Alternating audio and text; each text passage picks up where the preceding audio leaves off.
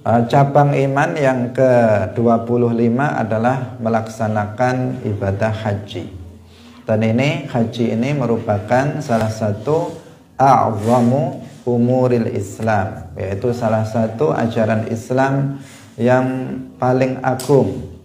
Selain sholat, puasa Ramadan, mengeluarkan zakat, kemudian haji ini juga tergolong sebagai salah satu dari 5 perkara Islam, ajaran Islam yang paling agung, yang menjadi pondasi atau landasan dari ajaran-ajaran Islam yang lainnya. Nah, melaksanakan ibadah haji itu hukumnya adalah wajib bil ijma'. Jadi berdasarkan ijma', melaksanakan ibadah haji itu adalah wajib. Salatullah, salamullah, alal hadi, rasulillah. Assalamualaikum warahmatullahi wabarakatuh. Hadirin rahimakumullah. Pagi hari ini kita memasuki cabang iman yang ke-25. Mari kita mengikhlaskan niat kita lillahi ta'ala. Al-khamisu wal ishrun, utawi kang nomor selawe min syu'abil iman iku al-hajju haji. Liqaulihi krana dawe Allah ta'ala, walillahi 'alan nasi hajjul baiti man istata'a ilaihi sabila. Walillahi lan maring Allah 'alan nasi wajib ing atase manungsa apa hajjul baiti haji maring Baitullah Al-Ka'bah. Man rupane wong istata'a kang kuwasa sapa man ilaihi maring al-bait sabila, apane sabila dalane. Wa qaulihi lan dawe Allah, wa adzin fin nasi bil hajji ya'tuka rijalan wa ala kulli dhamirin ya'tina min kulli fajjin 'amiq. Wa adzin lan nyeruwa sapa sira Nabi Ibrahim fin nasi ing dalem manungsa bil haji kelawan haji, ya'tuka yakti padha teka sapa annas ing sira rijalan halih wong kang mlaku kabeh, wa ala kulli dhamirin lan ing atase saben-saben kendaraan unta, yaktina padha teka kabeh min kulli fajjin saking saben-saben penjuru amikin kang adoh. Wa qaulihi lan dawe Allah, wa atimmul hajjata wal umrata lillah. Wa atimmu lan nyempurnakno sapa sira kabeh al hajja ing haji wal umrata lan umrah lillahi krana Allah. Wali hadis Ibni Umar lan krana ana hadise Ibni Umar radhiyallahu anhuma fi sahihain ing dalam kitab sahih loro Al-Bukhari wa Muslim. Buniyal Islamu ala khamsin, bunia wasten bangun apa al-islamu Islam ala khamsin ing atase 5 perkara. Rupane syahadati alla ilaha illallah, persaksian sak temene ora ana kang den sembah kelawan hak iku maujud illallahu angin Allah. Wa anna Muhammadan lan sak temene Kanjeng Nabi Muhammad iku abduhu kaulane Allah, wa rasuluhu lan utusane Allah. Wa iqamis salati lan jumenengaken salat, wa itaiz zakati lan ngetokaken zakat, wa shaumi ramadhana lan puasa Ramadan, wa hajjil baiti lan haji maring Baitullah. Wa hadisi Umar lan hadise Umar radhiyallahu anhu fi sahih Muslim yang dalam kitab sahih Muslim. Qala dawuh sapa Umar, bainama nahnu ing dalam nalikane utawi kita iku julusun pira-pira wong kang lungguh inda Rasulillah ing dalam sandinge Kanjeng Nabi Rasulullah sallallahu alaihi wasallam, ijaa dumadaan teka sapa rajulun wong lanang faqala mongko ngucap sapa rajul ya Muhammad Muhammad mal Islam ma utawi apa iku al Islamu Islam qala jawab sapa Kanjeng Nabi anta syahada alla ilaha illallah wa anna Muhammadar Rasulullah.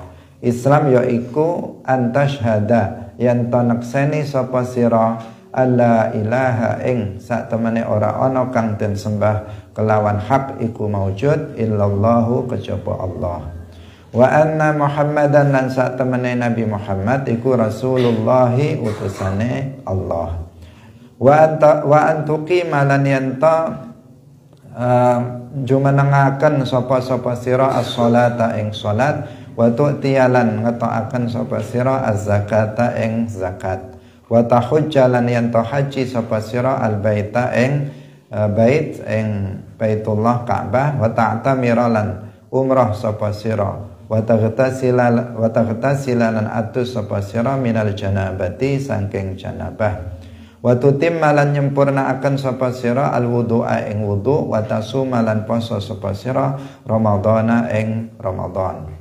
Qala ngucap sapa Umar fa in fa'altu mongko lamun nglakoni sapa ingsun hadza ing iki fa ana mongko utawi ingsun mongko ana ta utawi ingsun iku muslimun wong kang muslim. Qala jawab sapa Kanjeng Nabi na'am iya. Qala ngucap sapa rajul tadi rajul ya. Qala ngucap sapa rajul fa in fa'altu hadza fa ana muslimun. Qala na'am. Qala ngucap sapa rajul sadaqta bener sapa sira Muhammad fa zakara mongko nutur al hadisa ing hadis.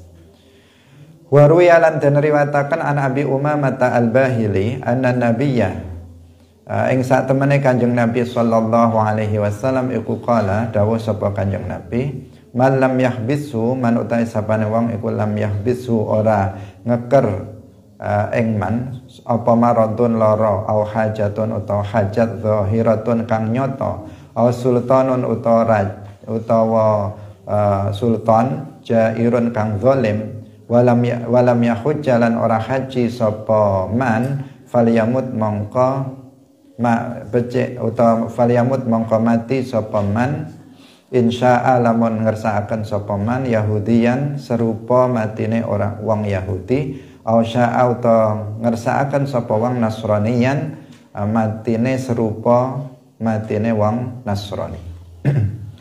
Hadirin hadirat kaum muslimin muslimat rahimakumullah, pemirsa Madu TV yang berbahagia. Cabang iman yang ke-25 adalah melaksanakan ibadah haji.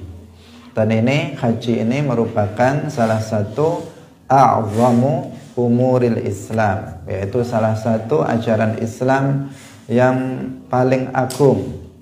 Selain sholat, puasa Ramadan, mengeluarkan zakat, kemudian haji ini juga tergolong sebagai salah satu dari 5 perkara Islam, ajaran Islam yang paling agung, yang menjadi pondasi atau landasan dari ajaran-ajaran Islam yang lainnya. Nah, melaksanakan ibadah haji itu hukumnya adalah wajib bil ijma'. Jadi berdasarkan ijma', melaksanakan ibadah haji itu adalah wajib, fardu. Wajibnya tentu ada ketentuan-ketentuan, enggak semua orang wajib, tetapi bahwa haji itu adalah fardun, itu adalah sesuatu yang mujma' alaih, sesuatu yang disepakati oleh semua umat Islam. Seluruh para a'immah dari mazhab 4 mengatakan bahwa melaksanakan ibadah haji bagi orang yang telah memenuhi syarat wajib, maka hukumnya adalah wajib. Maka jika ada seseorang yang mengingkari kewajiban haji dengan mengatakan, dengan lisannya atau dalam hatinya mengatakan haji itu tidak wajib, maka orang tersebut telah jatuh kepada kekufuran. Kenapa? Karena dia mengingkari kewajiban haji. Sama dengan orang yang mengingkari wajibnya sholat 5 waktu. Sama dengan orang yang mengingkari wajibnya puasa Ramadan. Orang yang mengingkari wajibnya haji, maka hukumnya adalah jatuh kepada kekufuran. Karena kewajiban haji tadi telah kita katakan dia adalah sesuatu yang mujma' alaihi, wajib bil ijma', yang sudah disepakati tanpa ada khilaf, tanpa ada perbedaan pendapat di antara para ulama. Dan wajibnya haji itu didasarkan kepada ayat-ayat Al-Quran dan hadis-hadis Rasulullah Sallallahu Alaihi Wasallam. Di antaranya 3 ayat yang disebutkan dalam kitab ini.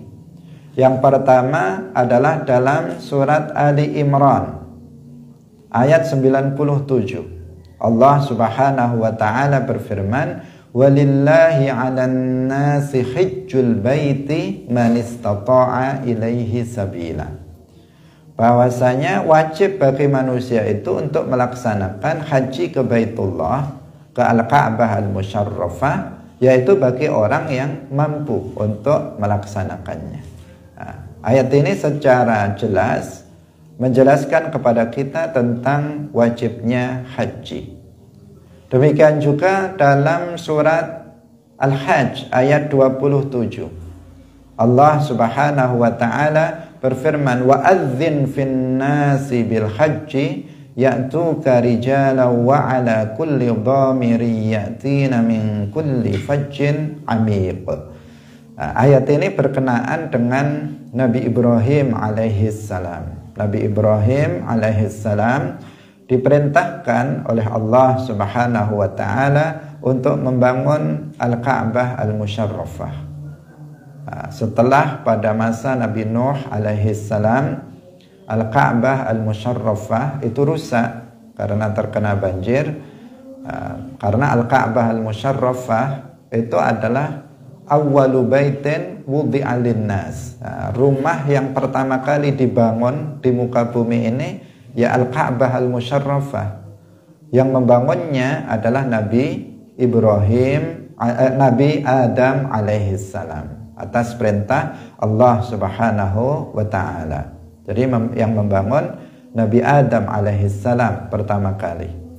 Baru setelah itu adalah Baitul Maqdis. Tapi yang pertama itu adalah Al-Ka'bah Al-Musyarrafah. Itu yang pertama kali dibangun, rumah yang dibangun di atas bumi ini. Tetapi pada masa Nabi Nuh Al-Ka'bah Al-Musyarrafah ini sudah rusak karena terkena banjir, sehingga Nabi Ibrahim alaihissalam dan juga putranya Nabi Ismail diperintahkan oleh Allah Subhanahu wa ta'ala untuk membangunnya kembali.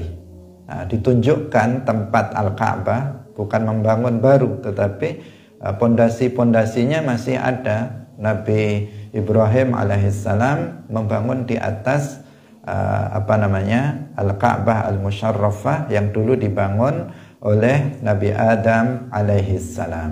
Nah, setelah Nabi Ibrahim alaihissalam berhasil menyelesaikan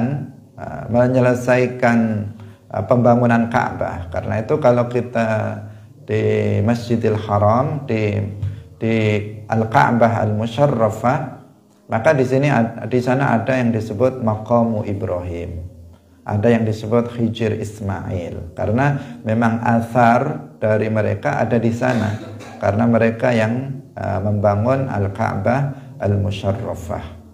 Sesuatu yang berada di sekitar Al-Ka'bah Al-Musyarrafah banyak yang berkaitan dengan Nabi Ibrahim dan juga putranya Nabi Ismail. Seperti Ma'u Zamzam, itu juga berkaitan dengan Nabi Ismail yang berada di dekat Al-Ka'bah Al-Musyarrafah, juga berada di yang sekarang itu berada di dalam Masjidil Haram. Ada tadi Maqam Ibrahim di dekat Ka'bah, ada yang bentuk itu dikatakan bahwa dia adalah dulu tempat berpijak Nabi Ibrahim alaihissalam ketika beliau membangun Ka'bah dan dengan dibantu oleh putranya Nabi Ismail alaihissalam. Nah, setelah Nabi Ibrahim alaihissalam menyelesaikan pembangunan Ka'bah, maka kemudian dikatakan kepada Nabi Ibrahim alaihissalam, Allah memerintahkan kepada Nabi Ibrahim alaihissalam, wa'adzin fin nasi bil hajji ya'tuka rijalan wa ala kulli dhamirin yatina min kulli fajjin amiq. Artinya Allah Ta'ala itu memerintahkan kepada Nabi Ibrahim alaihissalam untuk menyeru manusia, mengajak manusia melaksanakan haji. Maka Nabi Ibrahim alaihissalam dengan suaranya tentu ini diperintahkan oleh Allah, dan Allah Nabi Ibrahim di sini tugasnya hanya menyuruh saja. Sementara yang akan mendatangkan manusia dari seluruh penjuru dunia itu adalah Allah Subhanahu wa ta'ala. Jadi Nabi Ibrahim menyeru dengan suara beliau kepada seluruh manusia, mengajak mereka untuk untuk melaksanakan ibadah haji. Dan Allah Subhanahu wa ta'ala dengan kudrahnya, dengan kekuasaannya, memperdengarkan seruan Nabi Ibrahim alaihissalam terhadap seluruh manusia yang ada pada waktu itu.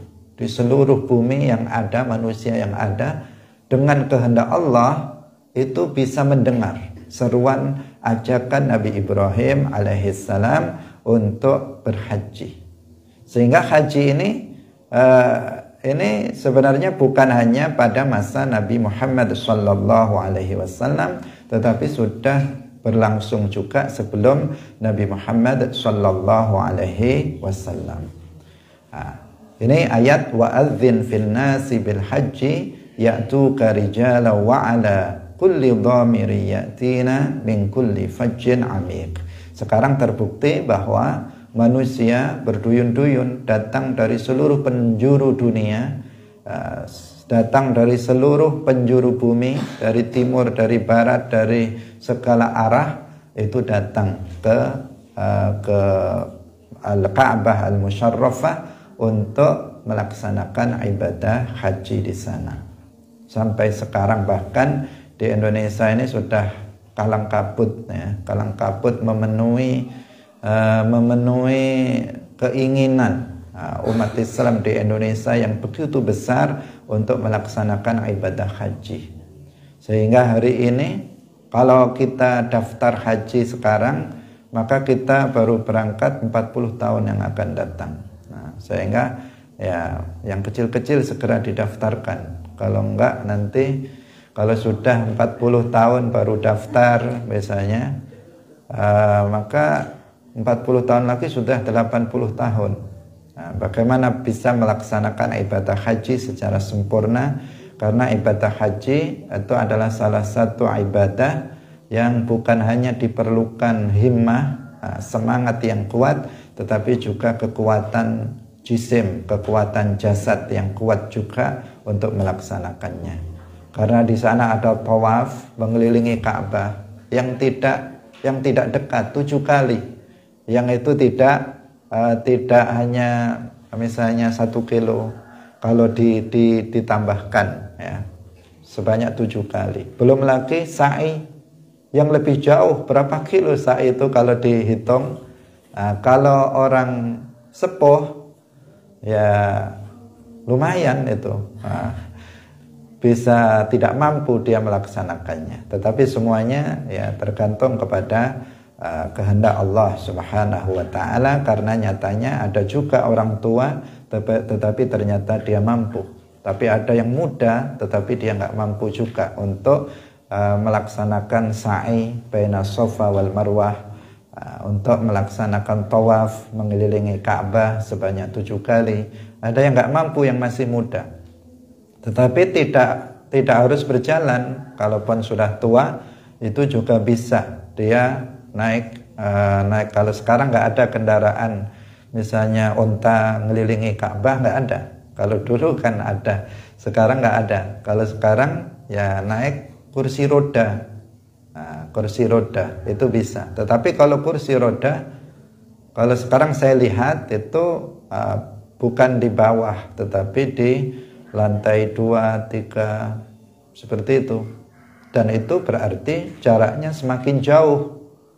Semakin jauh. Kalau kita semakin kita dekat Ka'bah, maka berarti kelilingnya semakin dekat dan waktunya semakin cepat.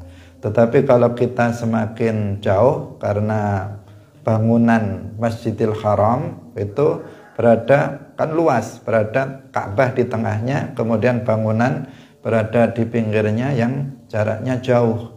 Sehingga kalau kita tawaf di lantai 2, lantai 3 dengan berjalan kaki, ya sangat capek dan berat, kecuali bagi orang yang memang diberi kekuatan oleh Allah Subhanahu wa taala, tentu itu bukan sesuatu yang masalah.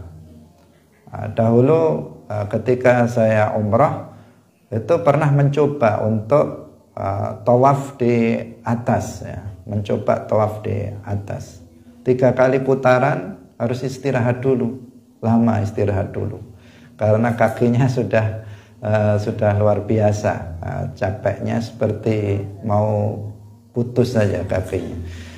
Jadi harus istirahat lama dulu baru kemudian dilanjutkan.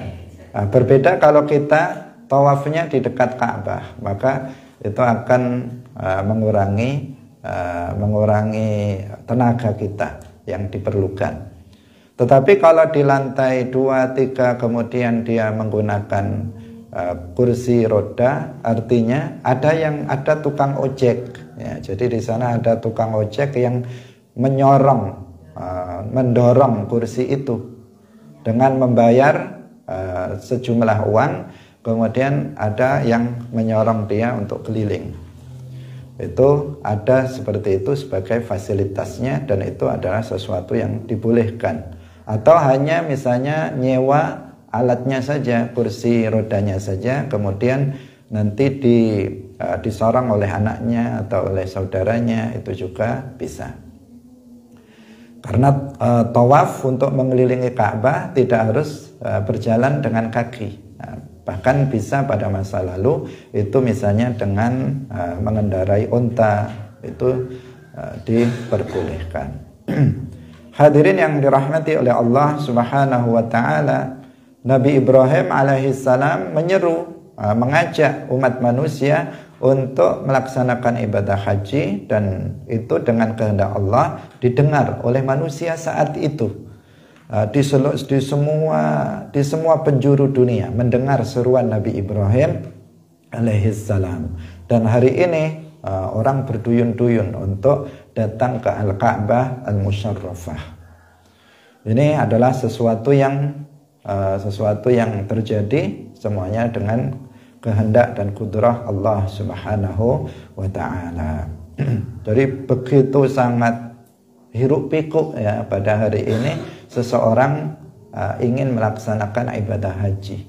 Karena seseorang yang sudah pernah pergi ke Makkah, ke Madinah, maka selalu diselimuti dengan kerinduan untuk datang lagi ke sana. Ini yang jadi masalah juga. Ya bukan masalah, tetapi jadi masalah ramenya. Ini yang saya maksud, bukan masalah, tetapi menjadikan orang ingin berhaji berkali-kali. Ada sebagian orang itu yang setiap tahun haji, ada yang setiap tahun berangkat. Kok bisa dia berangkat? Karena dia saking kayanya sehingga dia pakai haji plus.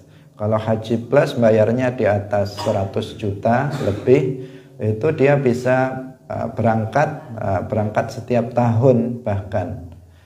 Kalau orang yang reguler, yang biasa, ya harus antrinya bisa puluhan tahun baru dia berangkat. Kecuali jika ada rizki, maka dia bisa kemudian ada percepatan, dan dia bisa karena usia misalnya, kemudian dia bisa dipercepat dari yang lainnya.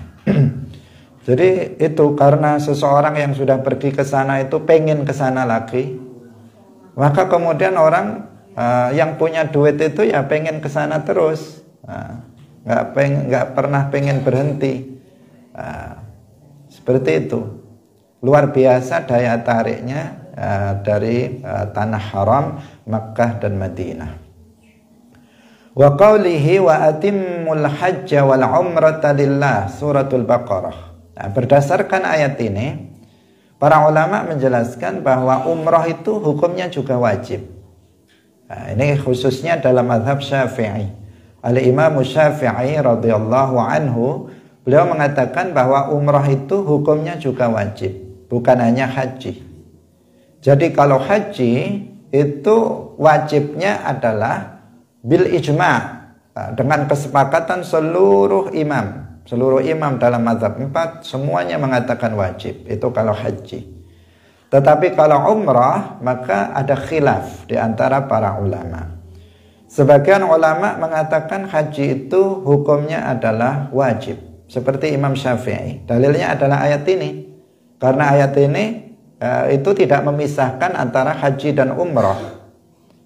Dalam ayat ini disebutkan wa atimmul hajja wal umrata lillah. Maka berarti umrah sama dengan haji, sama-sama hukumnya itu wajib. Tetapi sebagian ulama ada yang mengatakan bahwa umrah ini hukumnya sunnah. Jadi ada khilaf di antara para ulama. Karena dalam mazhab Syafi'i umrah ini hukumnya wajib, maka apabila kita kemudian berusaha melaksanakan umrahnya terlebih dahulu, maka ini bukan sesuatu yang masalah. Misalnya sekarang ini kalau kita daftar haji maka akan menunggu sangat lama. Ya udah saya tak umrah dulu. Artinya kewajiban, satu dari dua kewajiban haji dan umrah itu sudah terlaksana, yaitu umrahnya sudah terlaksana, kewajiban menunaikan umrah. Maka kita bisa nabung di sini untuk berangkat umrah. Dan ini insya Allah kalau kita memiliki niat maka kita akan bisa. Jadi tahun depan kita akan umrah misalnya. Tahun depan kita akan umrah. Saya sebenarnya punya angan-angan bahwa Majelis Baitul Iman ini pergi umrah bersama-sama tahun depan. Tetapi ya semuanya harus diawali, misalnya kita bareng-bareng untuk menabung, misalnya menabung setiap bulan kita menabung berapa, nanti pada tahun depan bisa berangkat untuk umrah. Apalagi kalau umrah di bulan Ramadan seperti ini. Umrah di bulan Ramadan itu menyamai pahalanya seperti haji.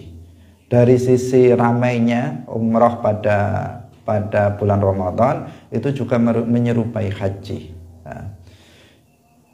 Itu sebenarnya ya tergantung kita untuk mau berangkat atau tidak berangkat umrah.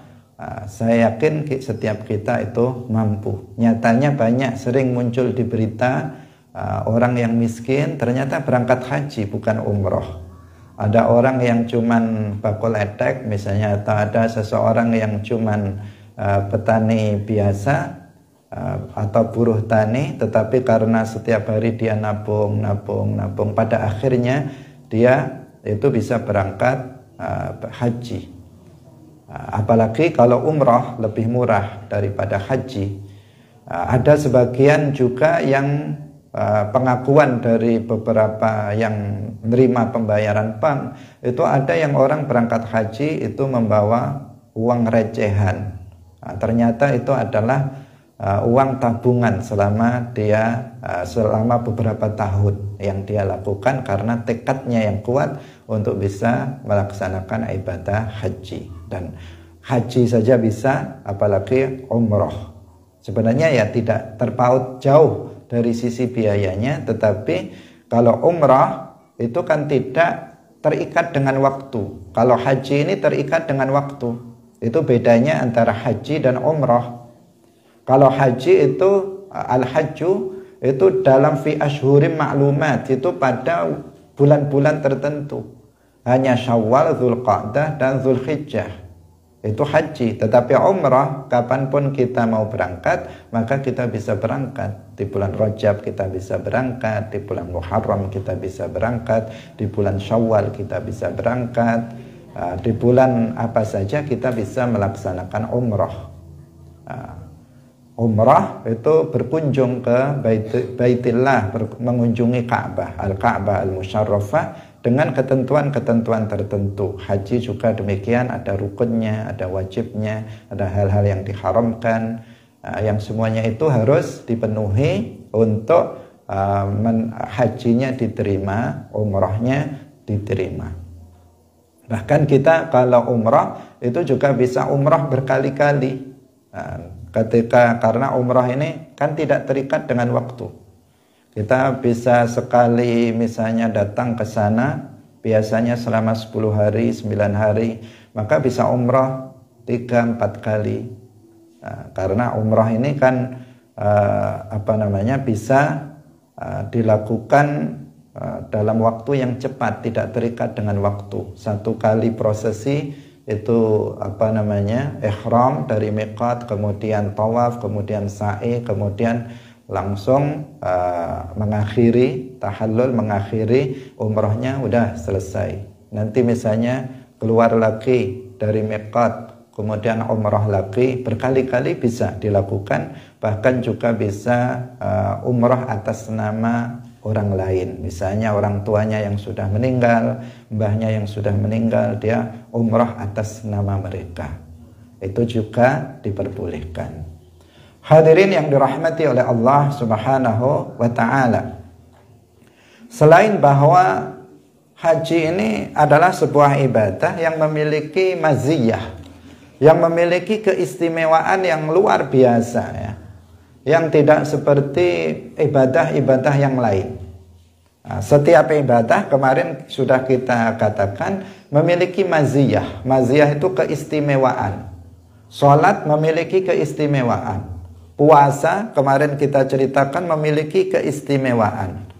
Haji itu juga memiliki keistimewaan yang enggak ada pada ibadah selain haji. Apa keistimewaan daripada haji? Yaitu bahwa haji itu bisa menghapuskan seluruh dosa besar ataupun kecil. Disebutkan di dalam sebuah hadis yang diriwayatkan oleh Al-Imam Al-Bukhari, bahwasanya Rasulullah Shallallahu Alaihi Wasallam bersabda, "Man hajja falam yarfuth walam yafsuq kharaja min dhunubihi kayawma waladathu ummuhu." Barang siapa yang haji kemudian dia tidak melakukan jima, hubungan suami istri, walam yafsuk, dan dia tidak melakukan dosa besar.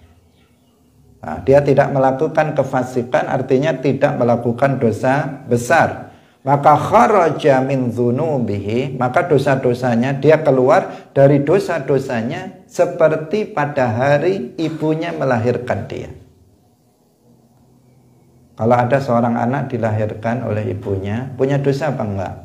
Enggak punya sama sekali, bersih, enggak ada dosanya sama sekali.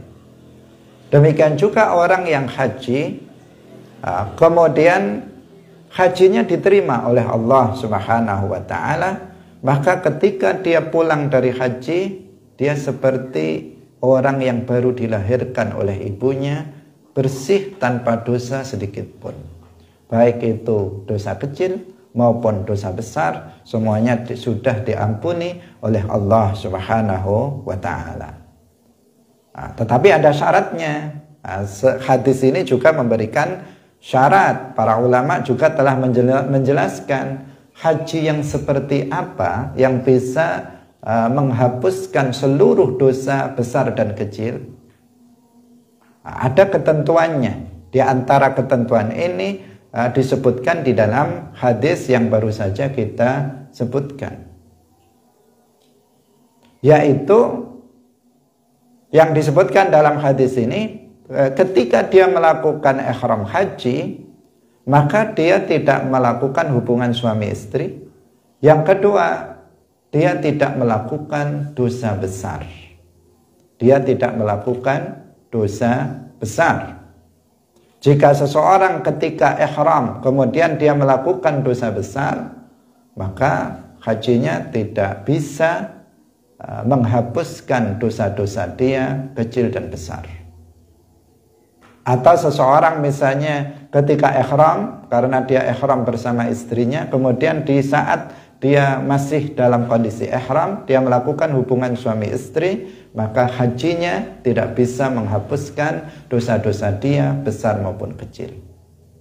Karena ini adalah syarat seperti yang disebutkan dalam hadis, walam yarfuth walam yafsuk, maka dia akan keluar dalam keadaan seperti ketika dia dilahirkan oleh ibunya, bersih dari segala jenis dosa besar ataupun kecil. Itu syaratnya. Syarat yang kedua adalah dia harus niatnya ikhlas lillahi ta'ala. Dan ini juga sesuatu yang sulit. Orang berhaji ikhlas lillahi ta'ala itu adalah sesuatu yang sulit. Berbeda dengan puasa yang kemarin kita sebut. Seseorang untuk puasa lillahi ta'ala lebih mudah. Karena yang tahu seseorang itu puasa atau enggak ya diri kita sendiri. Nah, berbeda dengan haji. Haji itu ya banyak yang nonton. Mau berangkat saja bukan hanya dia tetangganya yang tahu, bahkan dia memberikan pengumuman. Bahkan dia mengundang tetangga, mengundang teman-teman. Biasanya seperti itu. Kita bicara biasanya di Indonesia ya. Biasanya di Indonesia seperti itu. Kadang sowan-sowan kemana-mana memberitahu kami mau haji, tolong didoakan. Ketika dia minta tolong didoakan, itu kan bisa jadi ada riak juga dalam hatinya, atau dia bisa tujuannya adalah untuk menjelaskan ke orang bahwa saya mampu haji pada tahun ini. Artinya sulit seseorang untuk mengikhlaskan niatnya dalam melaksanakan ibadah haji. Dan syaratnya untuk haji itu bisa melebur dosa besar dan kecil, itu harus ikhlas lillahi ta'ala melakukannya. Bahkan semua amal ibadah apapun itu baru bisa diterima oleh Allah apabila dilakukan lillahi ta'ala. Dalam hadis disebutkan, innallaha la yaqbalu minal amali illa ma kana khalisan lahu. Sesungguhnya Allah itu tidak menerima suatu amal kecuali yang dilakukan karena Allah. Salat tidak akan berpahala jika tidak dilakukan dengan ikhlas. Puasa tidak akan diterima jika tidak dilakukan dengan ikhlas, jika tidak dilakukan dengan ikhlas maka tidak akan diterima. Membaca Al-Quran, zikir, hadir dalam majelis ilmu, semua amal kebaikan tidak akan diterima oleh Allah jika dilakukan dengan tidak ikhlas. Semuanya harus dilakukan dengan lillahi ta'ala, termasuk dalam pelaksanaan ibadah haji. Sehingga sering godaannya sangat besar untuk melakukan haji, karena ini adalah sebuah gengsi. Kalau di Indonesia itu bisa haji itu adalah menunjukkan status sosial. Kalau orang itu bisa haji, pertama dia orang kaya, yang kedua ya orang hebat. Itu apalagi kalau sudah pulang nanti diberi gelar Pak Haji, Bu Hajah, maka ini sesuatu hal yang menaikkan status di masyarakat. Apalagi nanti sudah begitu ada kumpulan Pak Haji dan Bu Hajah, maka ini menunjukkan bahwa kami ini berbeda dengan yang lain. Nah, ini yang terkadang ini mendorong seseorang untuk melaksanakan haji itu motivasinya adalah itu. Nah, nanti saya biar statusnya naik di masyarakat. Nah, kalau itu tujuannya, maka haji yang dia laksanakan tidak akan bisa menghapus dosa-dosa dia, besar maupun kecil. Nah, karena itu kita harus berhati-hati. Yang pertama yaitu tidak melakukan hubungan suami istri, tidak melakukan dosa besar, kemudian niatnya harus lillahi ta'ala. Kemudian yang ketiga syaratnya bahwa bekal yang digunakan itu harus halal. Jadi bekal yang digunakan untuk pergi haji, untuk bayar haji, atau yang dibawa untuk bekal haji selama di sana dari mulai berangkat sampai pulang, itu mestilah dari harta yang halal. Ini juga sulit, apalagi pada masa sekarang ini. Banyak orang yang kemudian melaksanakan haji itu dari harta hasil riba atau yang bercampur dengan riba.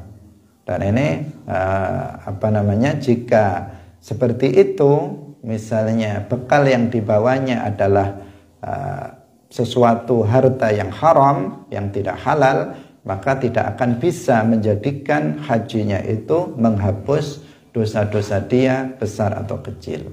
Dengan kata lain, kita menyebutnya dengan al-hajjul mabrur. Al-hajjul mabrur laisa lahu jaza illal jannah. Haji yang mabrur gak ada balasannya kecuali surga.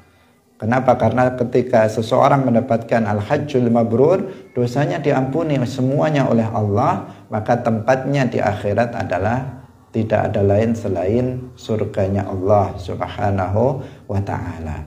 Nah, hadirin yang dirahmati oleh Allah Subhanahu wa ta'ala, tentunya haji tersebut juga harus haji yang dilaksanakan berdasarkan ilmu. Nah, karena jika seseorang itu melaksanakan haji itu tidak didasarkan ilmu, misalnya asal haji saja, asal berangkat saja, asal ikut-ikutan orang ke sana ikut ke sana, orang ke sini ikut ke sini, dan seterusnya, tanpa mempelajari tentang ahkamul hajj sebelum dia berangkat haji, maka di sini nanti hajinya juga nggak akan sah. Dan ini sudah disindir atau sudah diisyaratkan oleh para ulama sejak zaman salaf. Itu sudah ada salah seorang ulama itu yang mengatakan ma aktsara ad-dajij wa ma aqalla al-hajij. Nah, ma aktsara ad-dajij, betapa banyak hiruk pikuk orang berhaji. Orang kalau sudah musim haji ramenya bukan main. Ribuan orang datang berduyun-duyun, jutaan orang datang berduyun-duyun, begitu banyak orang melaksanakan haji. Tetapi kata salah seorang salaf mengatakan ma aktsarud dajij wa ma aqallal hajij, betapa sedikit sebenarnya orang yang haji dengan sebenarnya. Jadi kebiarnya banyak, orang yang berangkat haji itu banyak, tetapi sebenarnya orang yang haji dengan sebenar-benarnya itu jumlahnya sedikit. Karena untuk haji selain ada ketentuan-ketentuan yang tadi, untuk haji itu juga ada peraturannya. Ada rukun haji, ada wajibatul hajj, wajib-wajib haji, ada sunnah-sunnah haji, ada hal-hal yang bisa membatalkan haji dan seterusnya, yang itu harus dipelajari terlebih dahulu sebelum seseorang berangkat ke sana. Apalagi nanti kalau sudah di sana, medannya akan berbeda. Medannya akan berbeda terkadang dengan sesuatu yang ada dalam kitab. Medannya artinya ketika di lapangan sebenarnya sama, tetapi karena kita belum pernah ke sana, pertama kali berangkat haji, ketika di sana tolah-toleh, atau ketika di sana dia nggak tahu apa yang harus dilakukan, itu bisa terjadi. Sehingga di sini perlu betul-betul seseorang itu belajar tentang hukum-hukum berkaitan haji dengan orang yang memang sudah pernah mempraktekkan dan sudah pernah haji, sehingga secara jelas dia bisa menjelaskan bagaimana urutan pelaksanaan ibadah haji dengan sesempurna mungkin. Apalagi sekarang ini ada banyak hal ada banyak perubahan-perubahan yang dilakukan oleh pemerintah Saudi Arabia, yang sebagian perubahan-perubahan itu bisa mempengaruhi keabsahan ibadah haji.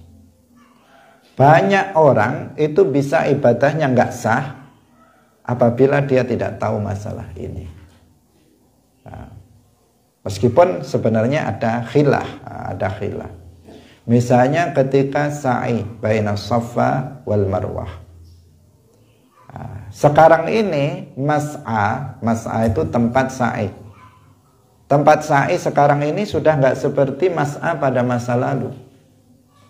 Mas'a sekarang ini ada istilah mas'al qadim, al-mas'al qadim, ada istilah al-mas'al jadid. Al-mas'al qadim adalah tempat sa'i yang dulu pada zaman Nabi digunakan untuk sa'i, itu al-mas'al qadim. Kemudian ada al-mas'al jadid, ada tempat sa'i yang baru, yang itu adalah hasil dari perluasan tempat sa'i. Karena dianggap tempat sa'i ini tidak bisa menampung jamaah, maka kemudian tempat sa'i ini dilebarkan melewati batasan yang sudah ditentukan oleh Rasulullah Sallallahu Alaihi Wasallam. Jadi Rasulullah membatasinya, dia dilebarkan, dan tempat sa'i yang dulu digunakan untuk untuk sa'i Safa Marwah, Marwah Safa, itu sekarang hanya dibuat satu jalur, sehingga ketika dalam satu arah yang lain itu sa'inya tidak melalui mas'a yang telah ditentukan oleh Rasulullah Sallallahu Alaihi Wasallam. Dan apabila kita misalnya bersikukuh dengan kita mengikuti atau kita sa'i di mas'a qadim, maka di tempat itu kita akan tabrakan dengan orang. Ketika ke sana nggak tabrakan, ketika balik akan tabrakan dengan orang, karena itu sekarang dibuat jalur satu arah. Yang dulu dua arah sekarang menjadi satu arah. Yang satu arahnya lagi itu sudah melenceng dari tempat sa'i yang sebenarnya. Nah, di sini menjadi masalah bagi seseorang yang tidak mengetahui, karena dalam mazhab Syafi'i sa'i baina Safa wal Marwah itu adalah rukun haji. Maka kita, bagi yang mengetahui medan yang seperti itu, maka kita bisa sa'i itu berada di basement. Kalau di basement di paling bawah itu tidak ada pelebaran. Nah, itu berarti kan kita perlu tahu medan. Medan bukan kota Medan. Medan artinya posisi di lapangan itu kita harus tahu. Oh, tempatnya kalau kita biar aman di tempat ini. Itu yang tidak ada pelebaran itu adalah di basement paling dasar, lantai paling dasar. Karena diarahkan semuanya itu pada lantai kedua.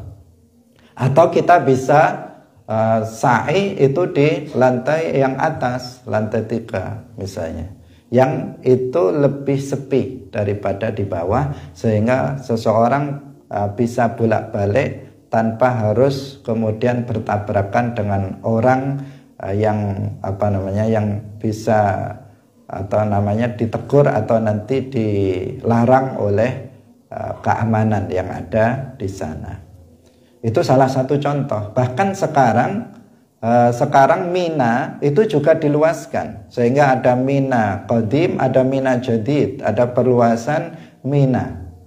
Ini juga nanti akan menimbulkan masalah, dan seterusnya. Banyak kalau kita berbicara tentang ritual ibadah haji, maka ini akan memakan waktu yang sangat panjang, karena di situ berkaitan dengan banyak hal. Ada rukun, ada wajib, ada nanti muharramatul ihram dan seterusnya yang masing-masing memerlukan waktu yang lama. Nanti ketika kita mau berangkat haji, maka silahkan semuanya belajar. Kalau kita mau berangkat umroh, maka secara khusus kita akan mempelajarinya. Karena belajar ahkamul hajj ini wajib ain bagi orang yang akan berangkat haji. Kalau nabung aja belum, terdaftar belum, daftar saja belum, nggak belajar juga nggak apa-apa. Tetapi bagi yang sudah daftar, apalagi sudah ditentukan tahun ini berangkat, maka segera untuk belajar ahkamul hajj agar nanti dalam pelaksanaan ibadah haji itu dia tidak salah. Hadirin yang dirahmati oleh Allah Subhanahu wa taala. Kemudian ada hadis ini sudah kita baca kemarin sama. Kemudian juga hadis yang kedua, ini juga sama, yaitu tentang a'zamu umuril Islam. Kemudian ada hadis yang terakhir, ini yang perlu kita peringatkan, bahwa hadis ini tidak sabit dari Rasulullah. Ada dalam sini, ada dalam kitab ini, tetapi Syekh itu menjelaskan bahwa hadis ini lam yathbut an Rasulillah, tidak sabit dari Rasulullah sallallahu alaihi wasallam, yaitu hadis yang berbunyi man lam yahbishu maradun aw hajatun zahiratun aw sultanun jairun wa lam yahujja falyamut in syaa yahudiyan aw syaa nasraniyan. Tetapi dia memiliki makna. Jika ini misalnya dia tidak sabit dari Rasulullah, artinya tidak seharusnya ini disebutkan. Tetapi makna hadis ini jangan sampai disalahartikan, bahwa makna dari hadis ini adalah khususnya di sini dalam tekanan falyamut in syaa yahudiyan aw syaa nasraniyan. Sebagian orang memahami hadis ini secara zahir, mengatakan bahwa orang yang sudah mampu untuk melaksanakan haji kemudian nggak haji, maka dia nanti matinya mati Yahudi, dia nanti matinya mati Nasrani, artinya mati kafir. Nah ini makna yang tidak benar. Nah, selain hadisnya nggak sabit, makna seperti itu tidak benar. Yang benar adalah bahwa orang yang sudah mampu melaksanakan haji, mampu dari semua sisi ya, mampu secara, karena nanti mampu, ini juga nggak sempat kita jelaskan, ada mampu secara hissiyah, istita'ah hissiyah, secara fisik, punya harta, kemudian juga aman jalannya, kemudian maknawiyah, secara maknawi dia juga, secara hukum dia juga mampu. Dia mampu, tetapi dia tidak melaksanakan ibadah haji sampai dia mati. Karena kewajiban haji itu bukan alal faur, tetapi alal tarahi. Boleh ditunda. Nanti saya sekarang mampu, udah tahun depan aja. Udah mampu lagi, tahun depan aja. Itu nggak berdosa dia. Tapi kalau ternyata dia mati dalam keadaan belum haji, disitulah dia kemudian jatuh kepada dosa besar. Nah, yang dimaksud di situ bukan mati Yahudi atau mati Nasrani, tetapi mati yang serupa dengan Yahudi dan Nasrani, artinya dosanya itu besar, itu maksudnya. Jadi artinya dosanya itu besar, bukan artinya bahwa dia akan mati sebagai orang Yahudi atau sebagai orang Nasrani, yang mana keduanya itu adalah kafir. Tidak seperti itu.